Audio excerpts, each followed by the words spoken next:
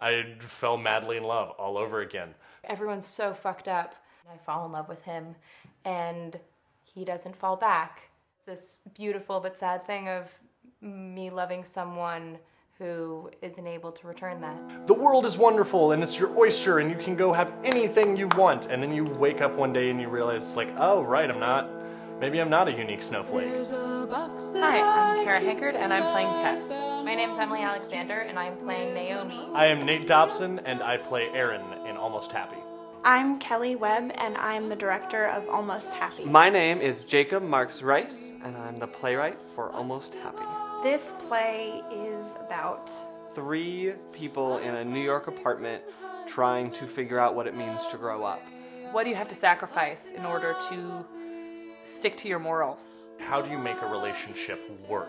It's not your usual love triangle. We've watched monogamy work for some of our parents had utterly failed, and it's like, how do all of these things fit? How do these rules of relationships work? What steps different kinds of people take to get the kind of love that they want? How do you find love, and how do you trust that the love you found is enough for you? This play shows that maybe getting to know someone and letting them in and loving them and letting them love you could be a good thing.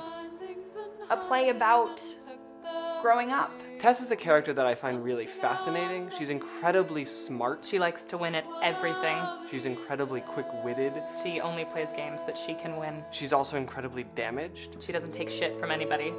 Aaron is madly in love with his lesbian roommate, despite the fact that she has shown no interest in him. He's the kind of person who is much better at figuring out what other people want for him to be.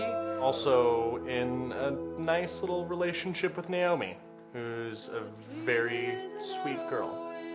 And he's smart enough to be able to do that, but dumb enough to think that that's a good idea. Naomi's an interesting character. Both the most desirable character in the show, but then also Weakness and openness and trust. smart, but doesn't at all know what makes her happy. She sort of reveals both to us and to herself the sort of power and the strength behind her. It's this horrible, wonderful thing of like almost having what you want, but not quite. Why should you give a shit? I love plays where you don't know who to side with. We should be working to have this new generation of playwrights, this new exciting work. When you chip in for this, you're basically saying these are the stories that I want to hear, that need to be told, that need to happen, and that can't happen without any money. We want your money. We totally want your money, and it's worth it because there's so much to this play. It would be wonderful if you could donate, and wonderful if you could help support us make this happen. We need all sorts of things, props, costumes, the cost of the theater. It's incredibly valuable to have your support in this project as we go about making this play a reality.